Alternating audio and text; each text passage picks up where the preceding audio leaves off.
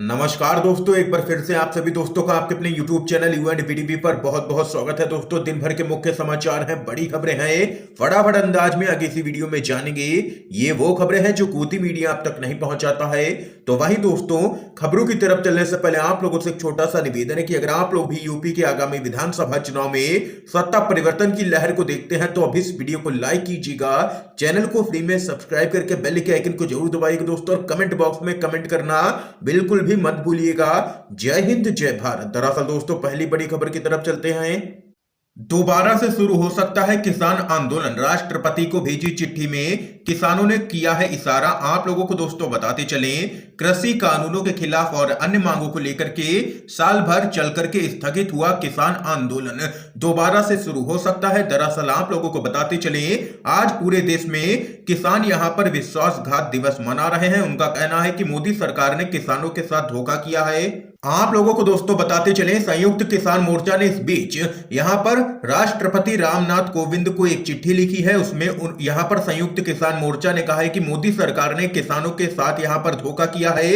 जितने भी वादे किए गए थे, कोई भी वादा पूरा नहीं किया गया है। राष्ट्रपति को भेजे पत्र में संयुक्त किसान मोर्चा ने सिलसिलेवार अपनी मांगों को बताते हुए फिर सरकार की वादा खिलाफी से वाकिफ कराया है और उनसे इन मांगों को जल्द से जल्द पूरा करवाने की अपील भी की है। यहां पर संयुक्त किसान मोर्चा ने, आप लोगों को बताते चले, जल्द ही यहां पर संयुक्त किसान मोर्चा के नेता यूपी विधानसभा चुनाव में भाजपा की नींद उड़ाने के लिए तैयार हैं और बीजेपी के खिलाफ घर घर जाकर के किसान नेता यहां पर करेंगे प्रचार। इस बीच एक और बड़ी खबर बताते चलें, भाजपा को झटका देने की तैयारी में बीजेपी की सांसद रीता बहुगुणा जोशी। जी हां दोस्तों, आप लोगों को बताते चलें, उत्तर प्रदेश विधानसभा चुनाव से पहले बीजेपी को बड़ा झटका लग सकता है। बताया जा रहा है कि बीजेपी की सांसद रीता बहुगुणा जोशी के बेटे मयंक जोशी सपा में शामिल हो सकते हैं। सपा के प्रवक्ता फखरुल हसन चांद ने दावा किया है कि यहां पर समाजवादी पार्टी के लखनऊ के महत्वपूर्ण नेताओं को पार्टी दफ्तर बुलाया गया है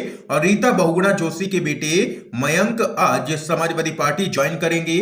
दरअसल दोस्तों, आप लोगों को बताते चले, लंबे समय से बीजेपी की सांसद रीता बहुगुणा जोशी बीजेपी से नाराज चल रही हैं। दरअसल दोस्तों, रीता बहुगुणा जोशी ने अपने बेटे के लिए लखनऊ कैंट से टिकट मांगा था, लेकिन भाजपा ने उनको टिकट देने से इनकार कर दिया। इसके बाद यहां पर बीजेपी को तगड़ा झटका देने की तैयारी में है रीता बहुगुणा जोशी। एक और बड़ी खबर आ रही है सामने, चिराग पासवान का सीएम नीतीश पर जोरदार हमला, कहा सरकार को बर्खास्त करे केंद्र, हो मध्यावधि चुनाव। जी हां दोस्तों, लोक जनशक्ति पार्टी के राष्ट्रीय अध्यक्ष चिराग पासवान ने बिहार विधान परिषद चुनाव अपने दम पर लड़ने की बात कही है। आप लोगों को बताते चले, उन्होंने कहा है कि हम कई सीटों पर चुनाव लड़ेंगे और इसकी घोषणा जल्द ही की जाएगी। और वहीं उन्होंने एनडीए गठबंधन में हुई सीट शेयरिंग पर कहा है कि जिस तरीके से दो घटक दलों यानी कि वीआईपी और हम की अनदेखी की गई है, उससे यह लग रहा है कि कहीं ना कहीं एनडीए में सब कुछ ठीक नहीं है। चिराग पासवान ने मुख्यमंत्री नीतीश कुमार पर तंज कसते हुए कहा है कि 50-50 के फार्मूले पर काम करने वाले नीतीश कुमार की पार्टी को 11 सीटें ही मिली हैं। इससे यह स्पष्ट होता है कि उनको झुकाया जा रहा है और उनका वर्चस्व भी कम हो रहा है। एलजेपी के सांसद ने कहा है कि बिहार में तीसरे नंबर की पार्टी से शराबबंदी कानून नहीं संभल रहा है, नीतीश सरकार से यह राज्य भी नहीं संभल रहा है। उन्होंने कहा है कि केंद्र सरकार को बिहार में राष्ट्रपति शासन लगा करके यहां पर मध्यावधि चुनाव करवानी चाहिए ताकि नए सिरे से जनता सरकार को चुन सके।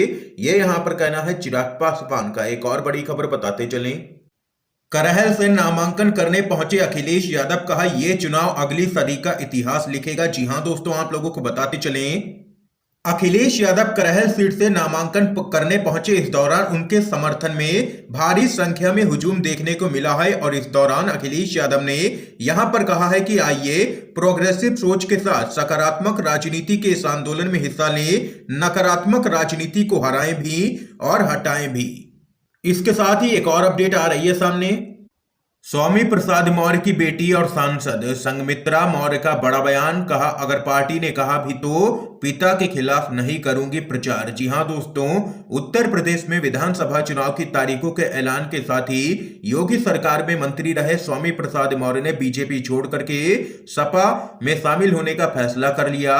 और वहीं आप लोगों को बताते चले, स्वामी प्रसाद मौर्य के साथ साथ कई अन्य विधायक भी बीजेपी छोड़ सपा में चले गए थे। लेकिन इस बीच स्वामी प्रसाद मौर्य की बेटी संघमित्रा मौर्य अभी भी भाजपा में बनी हुई है। और वहीं एक ताजा इंटरव्यू में उन्होंने कहा है कि उनके पिता के सपा में जाने के बाद उन पर ऐसा कोई भी दबाव नहीं है जिससे कि वो बीजेपी छोड़े। उन्होंने कहा है कि वो बीजेपी में है, लेकिन अगर यहां पर बीजेपी ने उनसे अपने पिता स्वामी प्रसाद मौर्य के खिलाफ प्रचार करने के लिए कहा तो वो ऐसा किसी भी कीमत पर नहीं करेंगी। ये यहां पर दो टूक कहना है बीजेपी की सांसद संघमित्रा मौर्य का। एक और बड़ी अपडेट बताते चलें, भाजपा की सांसद प्रज्ञा सिंह ठाकुर हुई है कोरोना संक्रमित। बयान में कहा था, गौमूत्र पीने से कोई भी संक्रमण नहीं होता है। आप लोगों को बताते चले, भाजपा की नेता और भोपाल से सांसद प्रज्ञा सिंह ठाकुर की कोरोना वायरस रिपोर्ट पॉजिटिव आई है।